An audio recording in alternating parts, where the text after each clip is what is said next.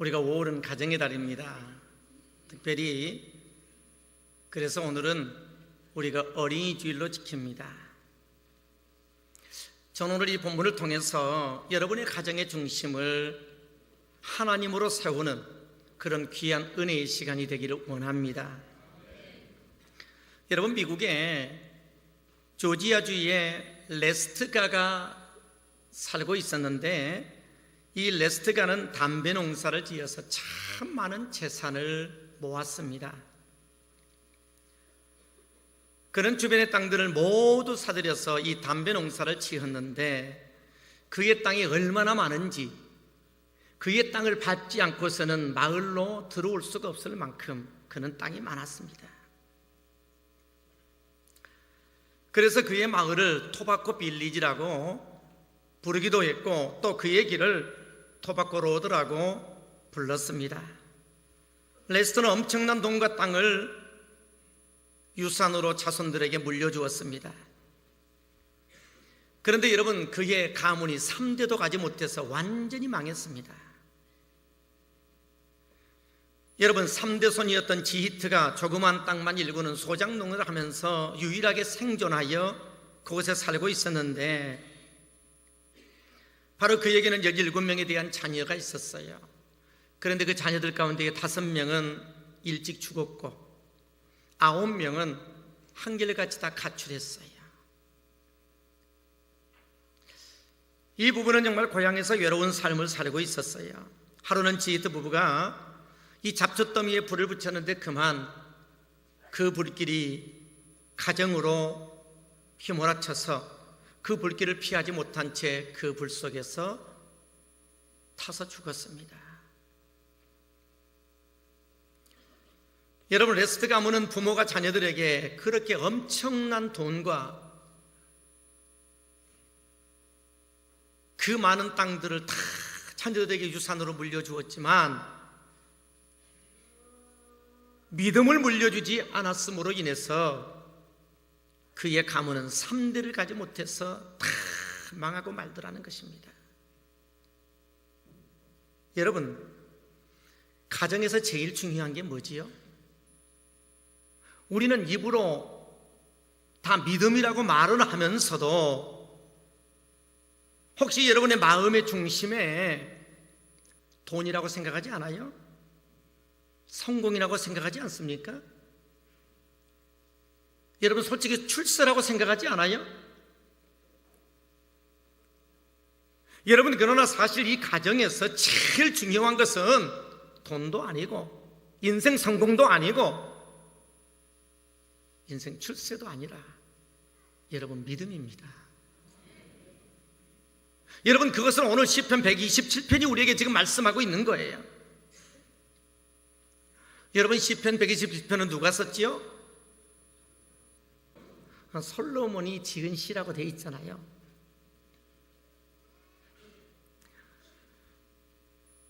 여러분, 솔로몬이요, 시편 150편 가운데에서 솔로몬이 직접 지은 시는 딱 2편이 있어요. 한 편은 내가 가르쳐 드렸죠. 127편. 또 한 편이 있어요. 72편. 그런데 이 솔로몬이 지은 이 시의 밑에 보면은 이것은 언제 행했던 노래라고 되어 있어요? 그렇죠. 성전에 올라가는 노래라고 되어 있어요. 여러분, 이스라엘 백성들은요, 시편 127편을 성전에 올라갈 때마다 노래를 불렀어요. 여러분, 노래를 불렀다는 것은 다른 말로 표현하면은 이 말씀을 다 암송했다는 거예요. 여러분도 이번 5월 가정의 달을 통해서 이 5구절은 좀 다 암송하시길 바랍니다. 여러분, 이스라엘 백성들에게 이 127편은 항상 그들에게 불려졌던 노래였는데, 이 시편 121편은 그게 2문단으로 나누어져요. 1절과 2절은 가정에서의 가정의 중심은 하나님이다, 이걸 말씀하고 있고, 3절에서 5절까지는 가정의 축복은 자녀다라고 하는 것을 우리에게 말씀하고 있습니다. 자, 그러면 우리가 이 본문을 살펴볼까요? 첫 번째로 여러분, 가정의 중심은 누구라고요? 하나님이십니다. 자, 우리 1절과 2절을 보겠습니다. 여호와께서 집을 세우지 아니하시면 세우는 자의 수고가 헛되며 여호와께서 성을 지키지 아니하시면 파수꾼의 깨어 있음이 헛되도다. 너희가 일찍 일어나고 늦게 누우며 수고의 떡을 먹음이 헛되도다. 그러므로 여호와께서 그의 사랑하시는 자에게는 잠을 주시는도다 그랬어요. 여러분, 집을 지키는 것, 성을 세우는 것, 하나님께서 하지 아니하면은 다 헛되다는 거예요. 여러분, 여기서 집은 무엇을 말하냐면은 우리 개개인의 가정을 말해요. 그리고 여기서 말하는 성은 한 국가를 의미하고 있습니다. 여러분, 집을 세우는 것은 여호와께서 세우는 것이지 돈이 세우는 게 아니라는 거예요. 많은 사람들은 돈으로 자기 집을 세운다라고 생각을 합니다. 여러분, 이 시편은 솔로몬이 썼는데요, 이 솔로몬은 시편 120편에서 가정에 대한 굉장히 중요한 메시지를 우리에게 지금 던져주고 있어요. 여러분, 솔로몬은 다윗의 아들입니다. 여러분, 다윗도 왕이었고 솔로몬도 왕이었어요. 여러분, 솔로몬은 이스라엘의 몇 대 왕입니까? 3대 왕입니다. 세 번째 왕이죠. 첫 번째는 사울 왕이었고, 두 번째로는 다윗 왕이었고, 세 번째로는 지금 솔로몬이 왕이 된 것입니다. 여러분, 솔로몬은 지혜를 가졌기 때문에 어마어마한 부귀와 영화를 누렸어요. 그의 지혜가 너무 뛰어나서 많은 사람들이 그 지혜를 얻기 위하여 수많은 금은 보화를, 그리고 수많은 땅을 바치고 어떤 경우는 나라까지도 바치면서도 그 지혜를 얻기를 원했어요. 그러니 여러분, 그가 얼마나 많은 부귀와 영화를 누리겠습니까? 그래서 여러분, 최고의 영토를 가지게 되었고, 누가 봐도 그의 왕권은 튼튼하고 그 나라는 아주 강국이었습니다. 솔직히 솔로몬이 두려워할 게 아무것도 없어요. 여러분, 뭐가 두렵겠습니까? 자기에게는 지혜가 있고 부귀와 영화가 있고 막강한 군사력이 있고, 여러분, 뭐가 부족하겠습니까? 그런데 지금 여러분, 솔로몬이 그런데 뭐라고 지금 고백하고 있습니까? 여호와께서 집을 세우지 아니하시면 세우는 자의 수고가 헛되고 여호와께서 성을 지키지 아니하시면 파수꾼에 깨어 있음이 헛되다라고 지금 노래하고 있지 않습니까?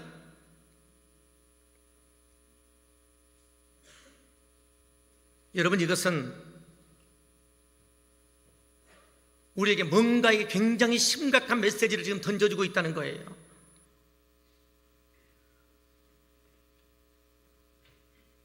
여러분, 솔로몬이 가난하니까 그런 말을 했겠지 생각할 수 있어요. 솔로몬이 지혜가 없으면 지혜가 없으니까 그러겠지 하고 생각을 할 수 있어요. 그런데 여러분, 솔로몬은 지혜가 많았고 세상의 부귀와 영화를 다 누려서 부족함이 없고 막강한 군사력을 가지고 있으면서 이런 말을 하니까 도대체 이 말씀 속에는 어떤 메시지가 있을까라고 여러분, 설렘에 대한 기대가 있단 말입니다. 이 솔로몬이 하나님을 우선순위로 삼았을 때에는 엄청난 부귀와 영화를 누렸고 막강한 군사력을 가졌지만 말년에 하나님을 자기 인생의 뒤안길로 밀어버리고 자기 생각대로, 자기 의지대로, 자기 욕망을 따라 여러분 살아갔을 때에는 그의 삶이 얼마나 초라하게 바뀌어졌는지 몰라요.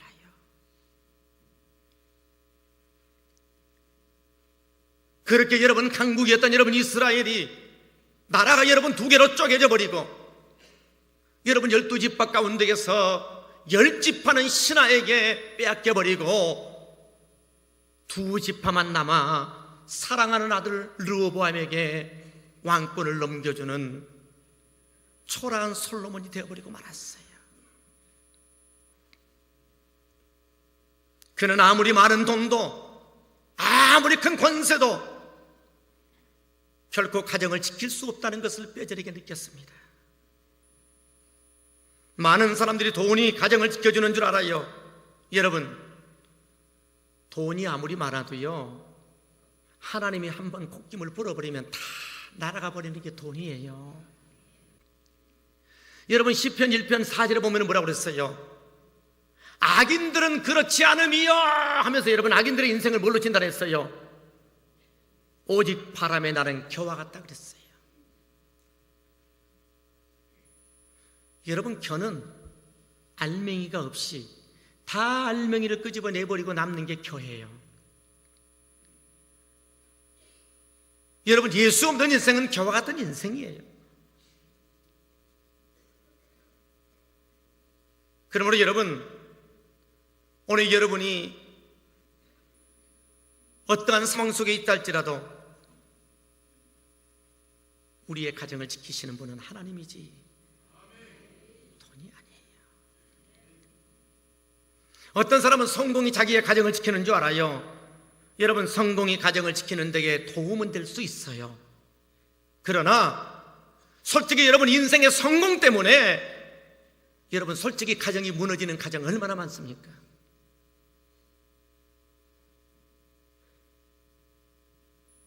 여러분, 성공이라든가 여러분 출세라든가 하는 것은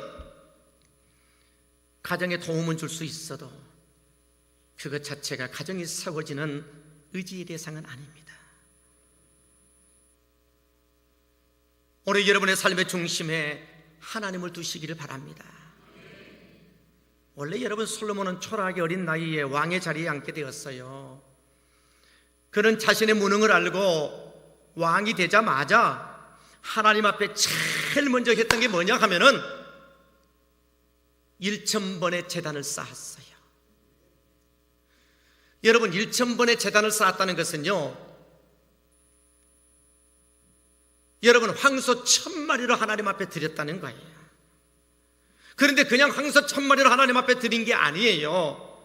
여러분, 그 당시에 번제는 그 모든 재물을 다 태워가지고 제가 되게 하여 그 향기를 하나님 앞에 올려드렸습니다.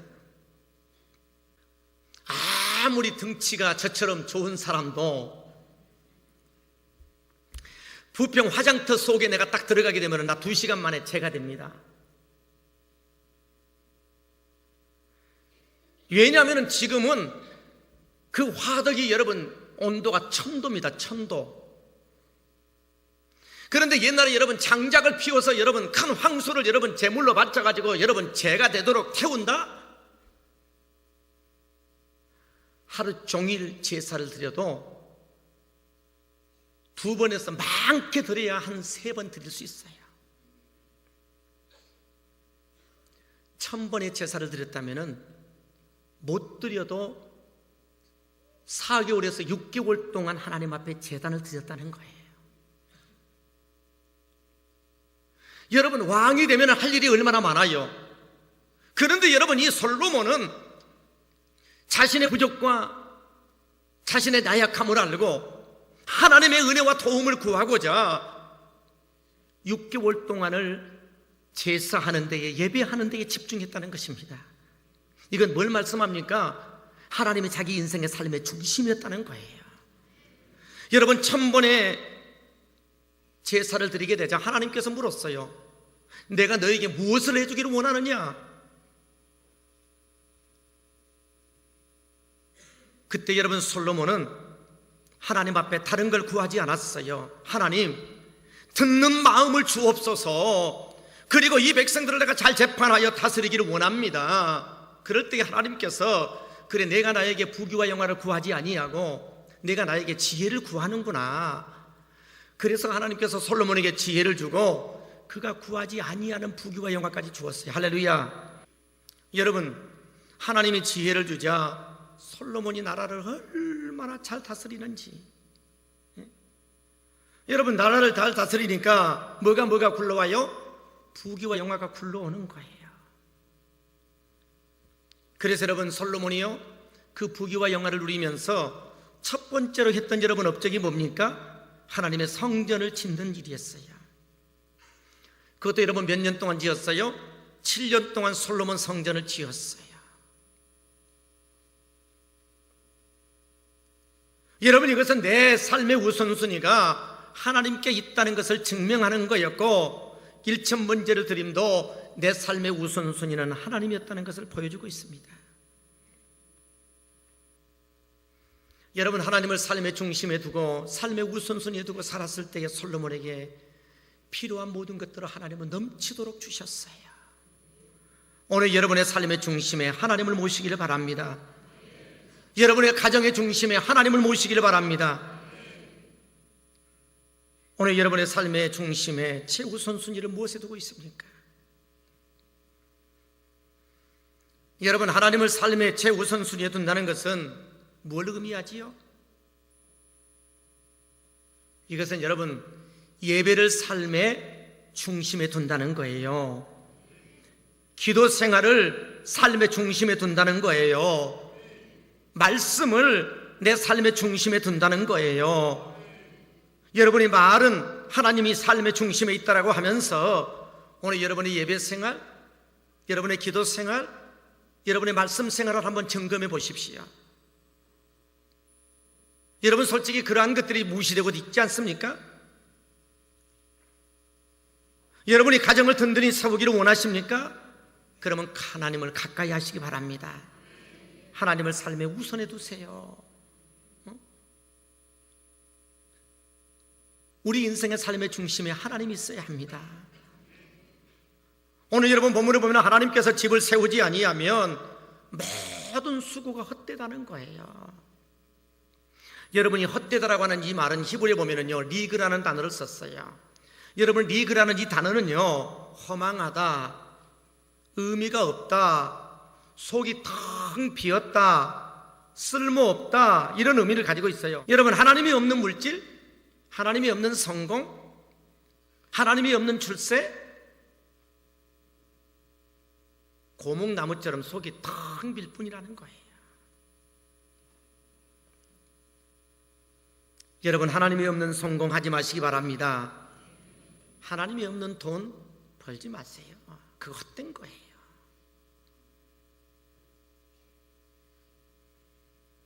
오늘 보면은 그것은 쓸데없는 노력일 뿐이라는 거예요.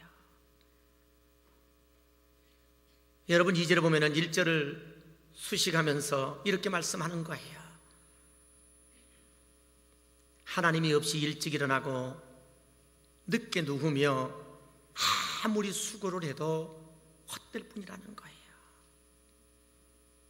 솔로몬은 여러분 이 짧은 구절 속에서 헛되다는 말을 지금 3번이나 반복해서 지금 쓰고 있습니다.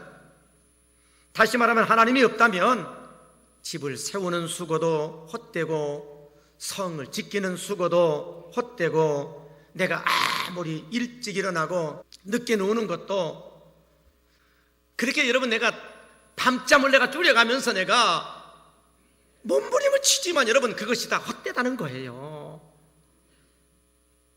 여러분, 솔로몬이 쓴 이 전도서는요, 솔로몬의 인생 말년에 쓴 거예요. 거기 1장 1절과 2절에 보면 이렇게 돼 있어요. 다윗의 아들 예루살렘 왕 전도자의 말씀이라. 전도자가 이르되, 전도자가 솔로몬을 가리킵니다. 헛되고 헛되며 헛되고 헛되니 모든 것이 헛되다 그랬어요. 아니, 세상에서 최고로 부귀와 영화를 누렸던 솔로몬이 여러분 헛되고 헛되며 헛되고 헛되니 모든 것이 헛되다라고 했다면 그냥 헛된 게 아니라는 거예요. 하나님이 없이 살아가는 삶은 다 헛되더라는 거예요. 여러분, 우리 인생의 삶에 의미를 주시는 것은 하나님이십니다. 요즘 현대인들은 내 힘, 내 능력, 내 노력으로 가정 세운다라고 밤낮 수고하지만 하나님이 없는 것은 다 헛될 뿐이라는 거예요. 여러분, 인생이라는 것은요, 하나님이 만약에 없다면은요, 그 인생은요 그저 허무할 뿐이고 그저 공허할 뿐이고 그리고 방황이 있을 뿐이에요. 그러나 여러분, 하나님을 삶의 우선순위에 둔다면 오늘 우리의 인생의 삶의 의미가 있고 여러분의 모든 수고와 노력에 하나님의 평강과 평안이 여러분 밀려오게 되어 있습니다. 여러분, 2절에 보면 수고와 평안을 대조하고 있는데요, 2절에 보세요. 너희가 일찍 일어나고 늦게 누우며 수고의 떡을 먹음이 헛되도다. 그러므로 여호와께서 그의 사랑하는 자에게는 잠을 주신다 그랬어요. 여러분, 잠은 지금 앞에 수고와 대칭해서 지금 쓰는 단어지요. 다시 말하면 여러분, 수고의 대가로 우리에게 잠이 오는데 그것은 평안을 이야기하는 건데, 지금 여기에서 본문에서 잠은 평안을 의미하고 있습니다. 그러면 1절과 2절은 보세요. 물질에서 만족을 얻으려고 사는 현대인들에게 지금 그것이 얼마나 헛된 것인가를 지금 경고하고 있는 말씀이에요. 여러분, 내가 내 가정을 지키려고 아둥바둥하며 여러분 살아보았자 하나님과 함께하는 우리의 인생이 아니라면 다 헛된 거예요. 하나님의 은혜를 구하시기 바랍니다. 하나님의 은혜를 구하는 그 집은 하나님께서 세우시고 하나님께서 지키시고 하나님께서 평안을 주신다는 거예요. 그리고 여러분, 두 번째로 가정의 축복은 자녀라는 것입니다. 여러분, 3절에서 5절에 보면은요, 이 자녀의 축복에 대해서 말씀하는데요, 성도 여러분, 우리는 자녀에 대한 정확한 정의를 알고 살아야, 정의를 가지고 살아야 돼요. 여러분, 세상 사람들은 솔직히요, 자녀에 대한 정의를 몰라요. 그래서 여러분, 아이 하나 더 나면은요, 무슨 큰일 난 줄 알아. 인생에 지대한 손해가 있는 줄 알아요. 이건 여러분, 자녀에 대한 정의를 몰라서 그래요. 아마 자녀 하나 더 낳다가는 경제적인 위기가 올 것이라고 생각을 해요. 여러분, 성경은요, 자녀에 대해서 정확한 정의를 내려줍니다. 오늘 본문에서도 말씀해요. 3절을 보세요. 보라, 자식들은 여호와의 기업이요 태의 열매는 그의 상급이라 그랬어요. 지금 여러분, 성전에 올라가면서 이스라엘 백성들이 가정이 여러분 다 모여서 성전에 올라갈 때에 그들이 불렀던 노래가 뭐라고 그랬어요? 보라! 외치잖아요. 보라, 자식들은 여호와의 기업이다. 여러분, 자식들은 뭐라고 외치겠어요? 우리는 하나님의 기업이다. 지금 그렇게 노래를 성전에 올라가면서 불렀던 노래라니까요. 그러니까 이 노래를 그들이 불렀어요. 여러분, 이렇게 부르면서 그들이 살았던 여러분, 이 이스라엘 민족의 여러분 자식들은 얼마나 여러분 자존감을 가지고 살았겠습니까? 여러분, 여기서 기업이라는 것은요, 아버지께로부터 물려받은 땅을 의미합니다. 여러분, 기업은 상속, 유산을 말하는데요, 다시 말하면 자녀는요, 하나님께로부터 우리가 물려받은 유산이라는 거예요. 할렐루야. 그러므로 여러분, 자녀들은요, 하나님이 나에게 주신 하나님의 유산이라는 것을 잊지 마시기 바랍니다. 요즘 사는 게 힘들다고 자녀들을 내팽개쳐버리는 경향도 있는데요, 이것처럼 어리석은 사람이 없어요. 여러분, 내가 예를 들어서 아버지께로부터 수십만 평에 대한 땅을 유산으로 내가 물려받아서 그 여러분 문서를 내가 딱 받았다고 합시다. 여러분, 그 문서를 쓰레기통에다가 아무데나 여러분 내팽개칠 여러분 사람이 어디 있어요? 얼마나 그것을 여러분 고이 간직하고 잘 보관하겠습니까? 그런데 그것과는 비교할 수 없을 만큼 천하보다 소중한 하나님의 유산을 자녀로 우리에게 물려주셨는데, 그 하나님의 유산인 자녀를 여러분들이 어떻게 생각합니까?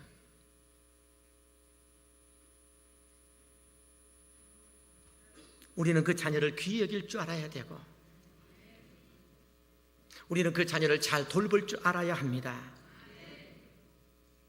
여러분, 에모리 대학에서요, 그 감옥 속에 갇혀 있는 불량자 9,000명에게 조사를 했어요. 너희들이 도대체 감옥에 오는 이유가 뭐냐? 왜 감옥에 오게 됐느냐? 물었어요. 그런데 어떤 사람은 친구 때문이라, 어떤 사람은 환경 때문이라, 어떤 사람은 자기 성격 때문이라고 그러고, 어떤 사람은 기후 때문이라고 그러고, 여러 가지 많은 설문조사에서 나왔는데, 여러분, 가장 많이 나온 대답이 뭔지 아세요? 부모님의 무관심 때문이라는 거예요. 어떤 집은 자녀가 골칫거리가 되고 부끄러움이 되고, 그런데 어떤 집은 자녀가 자랑거리가 되고 면류관이 되기도 합니다. 여러분의 자녀는 하나님의 유산으로 물려주신 선물인 것을 기억하시기 바랍니다. 그래서 부모는 자녀를 하나님이 주신 유산으로 알고 잘 키워야 합니다. 여러분, 시편 120편을 늘 가족들이 부르며 성전에 드나드는 여러분 이스라엘 자손들 얼마나 복되었을까요? 그래서 그들은 항상 이런 자존감을 가지고 살았기 때문에 세계 제일 가는 거물들은요 다 유태인들이에요. 여러분, 몇 사람 우리 한번 살펴볼까요? 여러분, 상대성 원리를 발견했던 사람이 누구예요? 아인슈타인이죠. 여러분, 아폴로 11호를 달에 착륙시킨 사람이 누구였어요? 브라운 박사예요. 여러분, 아메리카 신두력을 발견했던 사람이 누굽니까? 콜럼버스지요. 여러분, 세계적인 철학자, 문학자 대다수가 여러분 유대인이라는 거 아십니까? 헤겔, 칸트, 스피노자, 데카르트, 리체, 그리고 파스칼, 요즘 현대인들에게도 가장 위대한 심리학자라고 불려지는 프로이드, 다 유대인들이에요.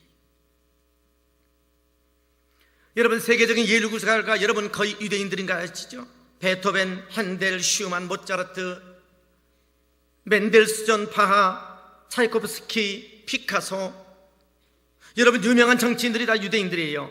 루즈벨트, 아이젠하워, 존슨, 키신저, 드골, 처칠. 여러분, 어떻게 이렇게 세계에 그렇게 위대한 거물급들이 다 유태인들일까? 여러분, 우리가 중고등학교 때 여러분 배웠던 그 인물들이 어떻게 보면 다 유태인들이었어요. 물론 여러 가지 이유가 있겠지만 그들은 성전에 올라갈 때마다 우리는 하나님의 귀한 기업이다, 그들이 이 노래를 불러서 항상 자존감을 가지고 살았어요. 오늘 여러분의 자녀가 지금 내 눈에 보기에 아무리 부족하고 초라해 보여도 이 자녀가 하나님이 나에게 주시는 최고의 유산이라는 것을 믿으시기 바랍니다. 그렇다면 여러분의 자녀를 귀히 여기고 믿음으로 자녀를 잘 양육하시기를 바랍니다. 여러분, 사진을 보면 젊은 자의 자식은 장사의 수중에 화자를 갖다 그랬어요. 여러분, 성경은 아버지를 전쟁터에 나가서 싸우는 전사로 표현을 했고 그 자녀는 화살로 표현을 했어요. 여러분, 우리는 그저 이 세상에서 잘 먹고 잘 살다가 그런 이 세상을 떠나가는 그런 존재로 여러분 이 세상에 보냄받은 존재가 아닙니다. 이 세상의 어두운 문화를 깨뜨리는 영적 전사로 우리는 싸우며 살아야 합니다. 전사는 적을 무찌르는데 여러분 화살이 필수적 아닙니까? 여러분, 우리는 우리의 자녀들을 이 시대의 어두움을 없애는 영적인 전사로 키워야 돼요. 혹시 여러분 지금 자녀를 갖기 위하여 하나님 앞에 기도하는 사람이 있으면 정말 간절하게 하나님 앞에 기도하십시오. 그런데 내가 하나님 앞에 그렇게 간절하게 기도했는데도 아이를 주지 않았으면 여러분 입양도 한 번쯤은 생각해 보시기를 바랍니다. 아멘입니까? 여러분, 엘리 제사장은요 자신의 두 아들 이 홈리와 비나스가 여러분 영적인 거장이 될 만한 인물이 못 돼서 어린 사무엘을 여러분 입양하지 않습니까? 그를 여러분 영적인 거장으로 키워서 그때 여러분 흑암에 빠지는 이스라엘 민족을 여러분 이끌어내는 가장 위대한 영적 거장이 사무엘이 되지 않았습니까?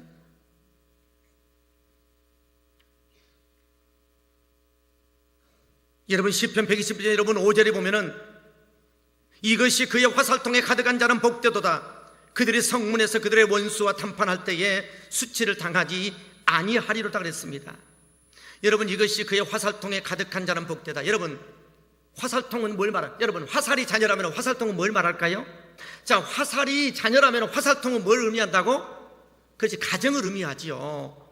여러분, 가정에 화살통, 가정에 여러분 자녀가 많은 것은 복이 있다 없다? 복이 있다는 거야.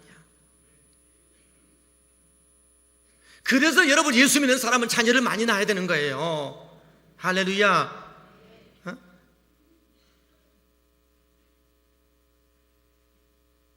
자녀 하나 낳은 사람은 회개해야 돼. 회개해야 돼. 어?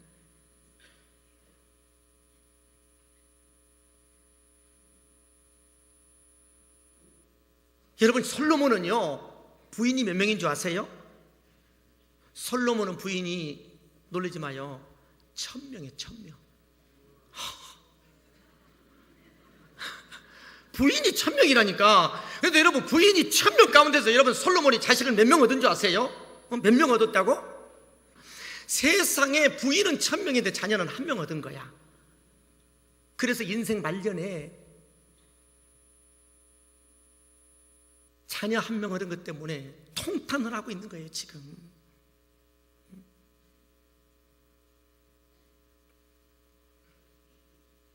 여러분, 자녀를 많이 낳는 것은 하나님의 뜻입니다. 여러분, 창세기 1장에 보면은요, 하나님은 우리 인간을 창조하시고 아담과 하와에게 가장 먼저 명령 제1호가 뭔지 아세요? 생육하고 번성하여 땅에 충만하라고 그랬어요. 여러분, 생육하고 번성하라는 것은 자녀를 많이 낳으라는 거예요. 아이고 목사님, 요즘 시대가 언젠데 자녀를 많이 날아갑니까? 시대 말하지 마요. 여러분, 시대보다 문화보다 더 중요한 것은 하나님의 말씀이에요.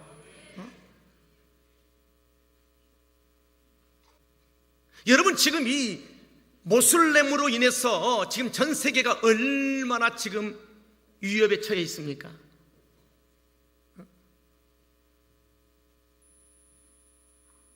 이 모슬렘인이 되는 것은 무슬림이라고 그러는데, 이 모슬렘인들은요 기본적으로 자녀를 몇 명 낳냐면 10명을 합니다. 10명. 지금 영국이요, 어떤 나라든지 간에 모슬렘인이 6%를 차지하게 되면은 그 정부가 위협을 느끼며 마비된다고 그랬어요. 왜 그러냐 하면은 자기들이 의도하고 원하는 대로 안 해주면 테러하겠다는 거예요. 그래서 지금 영국이 골치 아픕니다. 지금 미국의 전략이 뭔지 아세요? 그 모슬렘인들이 지금 미국인들이요 많이 나야 1명, 2명 이렇게 낳다 보니까 자기들이 10명씩 나는 거예요. 앞으로 50년 뒤에는 미국을 자기들이 다 모슬렘화 할 수 있다는 거예요.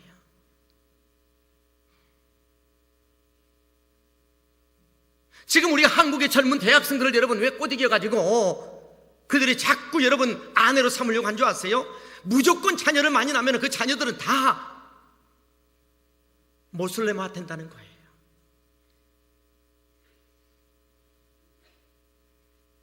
성도 여러분, 자녀를 많이 낳아요. 할렐루야. 오늘 여러분 본문에 보면 자녀를 많이 낳는 자는 성문에서 그들의 원수와談판할 때에 뭐를 하지 아니라 수치를 당하지 않는다 그랬어요. 여러분, 성문이라는 것은요 성문학 광장을 의미하는데, 여러분 그곳에서는 문물 교환을 했고 때로는 회의도 했고 때로는 그곳에서 재판도 열고, 다시 말하면 이 성문이라는 것은 우리 인생의 삶의 터전을 의미합니다. 다시 말하면 정말 우리가 자녀를 많이 낳게 되면은 너의 인생의 삶의 터전에서 수치를 당하지 아니하고 복을 누리게 된다는 거예요. 오늘 여러분의 자녀를 이 시대를 이끌어가는 영적 거장으로 키우게 되기를 바랍니다. 그래서 이 자녀는 화살 같다 그랬어요. 여러분, 화살은 몇 가지 조건이 있어요. 화살은 여러분 다듬어져야 돼요. 여러분, 화살은 그냥 두면 녹슬어서 여러분 촉이 녹슬면 아무런 쓸모 없어요. 그렇기 때문에 여러분 그 화살은 날카롭게 갈리고 닦아야 합니다. 다듬어야 합니다. 마찬가지로 여러분, 영적 거장은 저절로 키워지는 게 아니에요. 우리가 시간과 에너지와 열정을 쏟아서 자녀들을 잘 돌보고 말씀 안에서 여러분 자녀를 잘 키워야 합니다.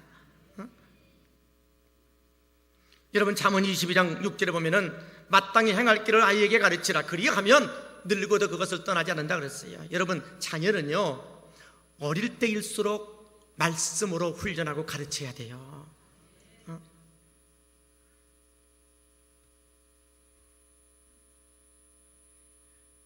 여러분, 초딩이만 돼도 부모 말 잘 통하지 않습니다.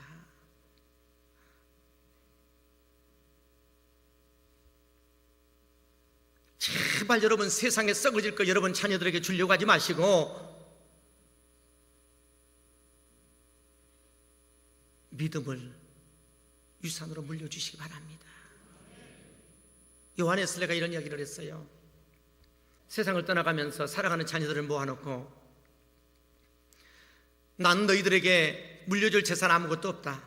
나는 너희들에게 제일 좋은 것을 내가 물려주겠다. 이 땅에 살아가면서 나의 가장 귀한 보화는 하나님이 나와 함께 하는 거였단다. 나의 유언으로 나의 하나님을 너희들에게 물려줄 것이다.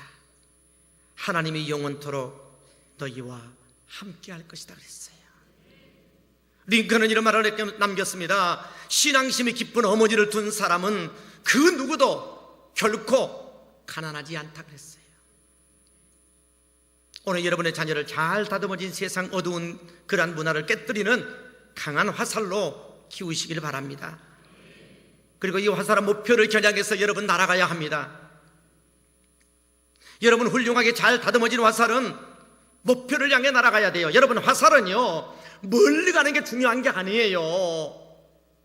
여러분 화살은 높이 날아가는 게 중요한 게 아니에요. 화살은 목표를 향해서 정확하게 날아가는 게 중요한 거예요.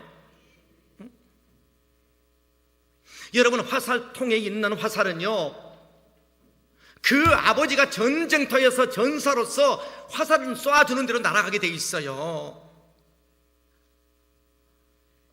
오늘 여러분들이 여러분의 자녀에게 여러분의 인생의 진정한 삶의 목적이 무엇인가를 가리키며 그 목표를 향해서 여러분 지금 살아가는 자녀인 것으로 여러분 키우고 있습니까?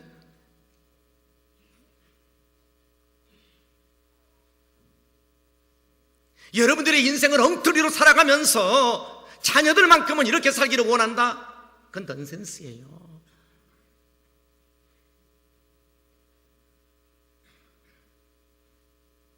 화살은 부모가 쏘아주는 대로 날아가는 거예요. 여러분들의 인생의 삶이 진정한 목적을 가지고 사는지, 내가 어디에서 와서 무엇 때문에 내가 무엇을 위하여 살다가 내 인생을 어디를 향해 가는지 여러분의 인생의 진정한 목표를 알고 살아야 돼요. 정말 우리는 이 추하고 더러운 문화를 깨뜨리고 하나님의 나라를 세우는 그러한 위대한 화살로 우리의 자녀를 키워야 돼요. 그래서 하나님의 자녀가 가는 곳곳마다 예수의 이름이 드러나게 되는 그런 놀라운 역사가 여러분의 자녀가 되기를 원합니다.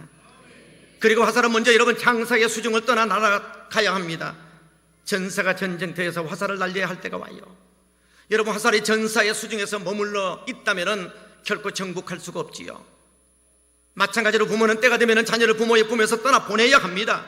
그런데 여러분 때가 되면 자녀를 부모의 품에서 떠나보내지만은 그냥 자립하라고 떠나보내는 것이 아니고 하나님의 나라를 확장하는 사명을 가진 자로 그 사명을 위하여 살아가도록 떠나보내야 되는 것입니다. 저는 오늘 두 가지를 생각해 보며 은혜를 나누었어요. 1절과 2절에서는 가정의 중심은 하나님이다. 3절에서 5절까지는 가정의 축복은 자녀다. 성도 여러분, 하나님으로 여러분의 가정을 지키게끔 사시기를 바라요. 가정은 내가 노력한다고 세워지는 게 아닙니다. 가정은 내가 노력한다고 여러분 지켜지는 게 아니라는 거예요. 하나님이 지키시고 하나님이 세워줘야 합니다. 하나님은 여러분의 자녀가 하나님의 유산임을 알기를 원하십니다. 하나님은 여러분의 자녀가 세상 어둡고 추한 더러운 문화를 깨뜨리는 날카로운 화살이 되기를 원합니다.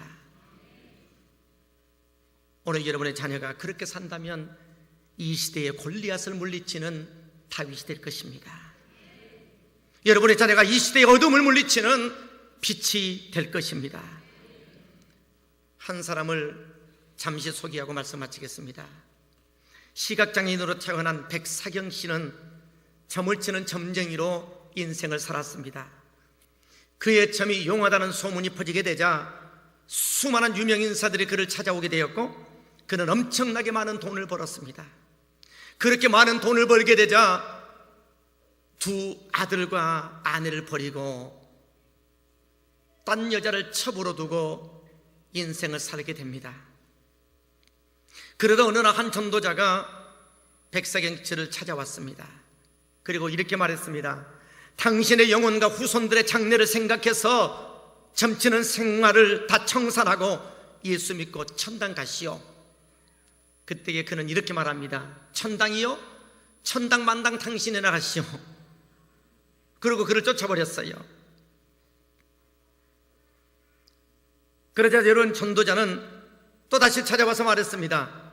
당신이 계속 이렇게 살면 당신이 지옥 가는 것은 물론이고 자손도 모두 망할 것이요 하니 예수 믿어야 돼요. 이렇게 고언하고 돌아왔는데요, 이 백사경 씨가 집에 와서 잠 못 이루는 거예요. 잠만 자려고 하면 당신이 지옥 가는 것은 물론이고 당신의 자손들도 다 망하게 될 것이요, 그러니 점치는 것을 중단하고 예수 믿으시오. 이 말이 계속해서 귀에서 쟁쟁쟁쟁 거리는 거예요. 그래서 할 수 없이 백사경 씨는요 교회를 갑니다. 그래가지고 교회를 가서 예수를 만나게 돼요. 할렐루야. 그리고 자기가 점치는 것을 다 버리게 됩니다.